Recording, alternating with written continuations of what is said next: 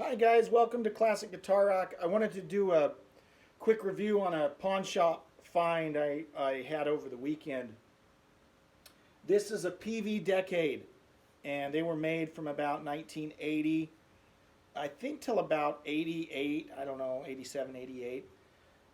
This has sentimental value to me because when I first started learning to play guitar, this was my dream amp. Okay, I was like 13 years old, and I just thought the Peavey Decade. When I took guitar lessons for about 6 months from a guy that was teaching me how to play Mary Had a Little Lamb and all kinds of crap like that. And it was at a music store, and every weekend when I went in on Saturday for my lesson, he'd bring in this little Peavey Decade, and I'd plug into that. And of course, he wouldn't let me plug into the saturation channel to get all that nasty dirt, right? We played all clean to play our Mary Had a Little Lamb stuff.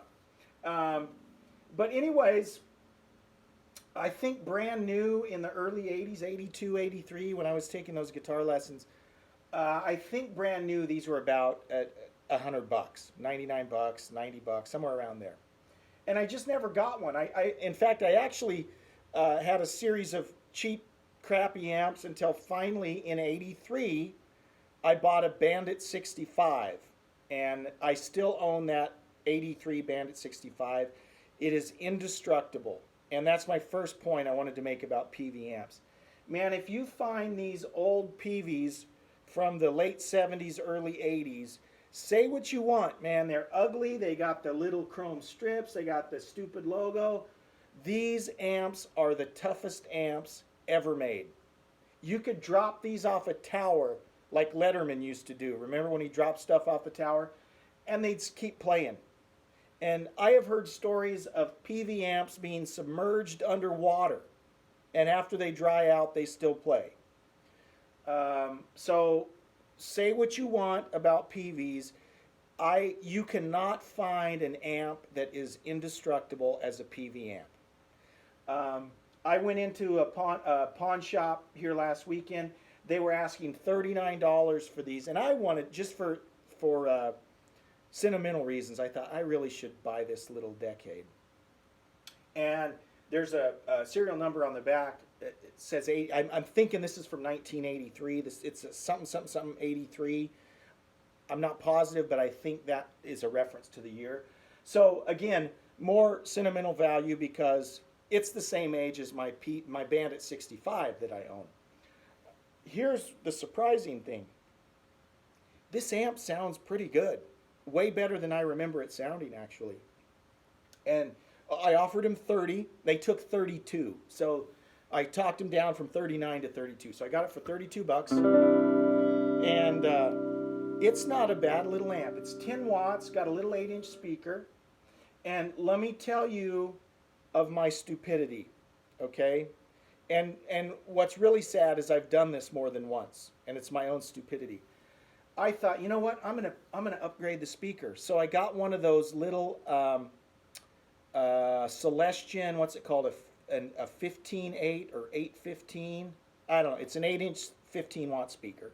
The little Celestion 4-ohm version, because this takes a 4-ohm. And so I ordered that. And I was lazy. I took I took the chassis out, and I thought, you know, I can fit this speaker in around you know,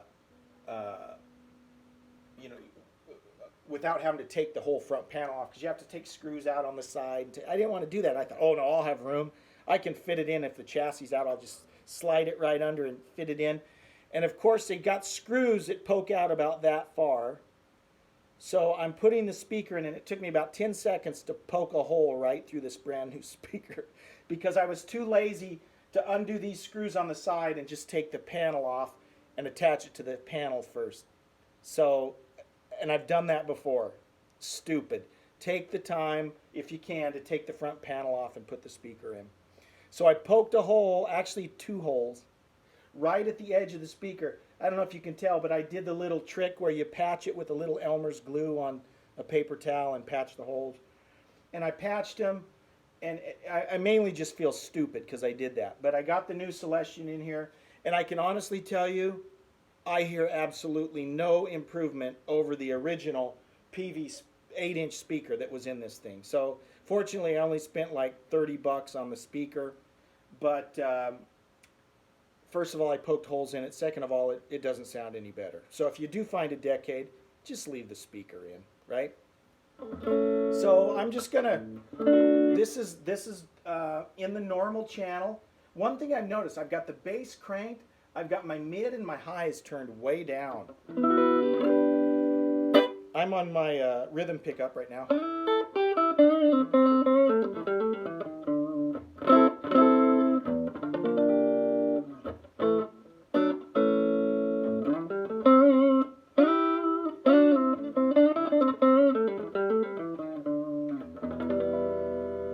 So not a bad sounding little amp. There's my lead pickup.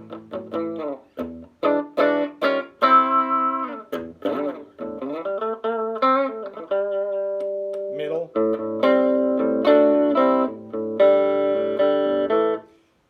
The in-betweenies, right? Here's position 2. Or maybe that's 4, I don't know. Here's the other in-betweenie.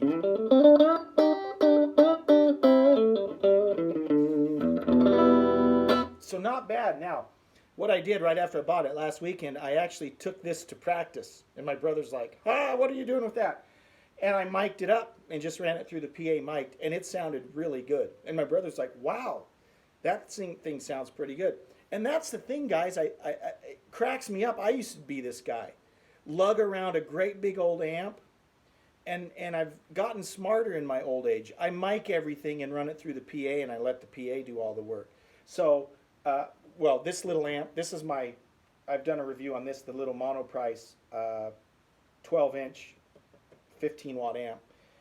I gigged with it this past Saturday, and it works great. Mic it. I'm going to gig just for fun. I'll make a video of it. I'm going to gig with this amp and mic it and see how it does. No one can tell from the sound that you just got an 8-inch speaker when you're micing it. Anyways, I hooked this up to my pedal board, so let's add some gizmos here. There's a little reverb.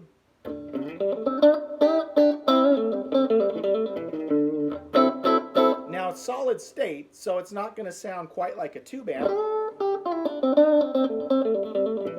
but it's got a pretty good sound. Oh, my reverb's crapping out. By the way, the Sky Surfer reverb, the TC Electronics Sky Surfer reverb is a piece of crap. I'm not real impressed with any of the cheap TC Electronics stuff. This one works. And the sad thing is, this is my second one. The first one was the same way. It worked for about a week. So, piece of crap. If you see these, and they'll offer good deals, and you think because it's TC Electronics that it's good, they're crap. The batteries last about 15 minutes, and then they start freaking out. It gets me mad every time I think about it. I got another reverb pedal. I'm going to plug it in, see if it works any better. This one is the Baby Boom Tri Reverb. And let's see if it works. Hang on. It was $30 though, versus the TC Electronics, which was like $75. And usually this one works better. So there's a little reverb. Let's add a little delay. Little chorus.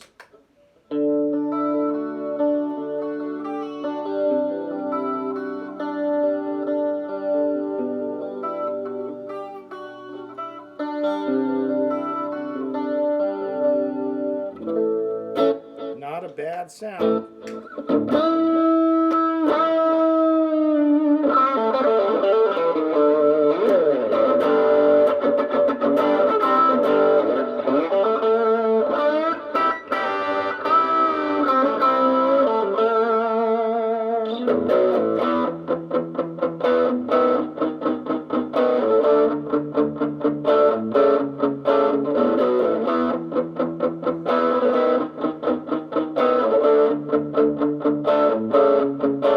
Anyways, not a bad sounding little amp.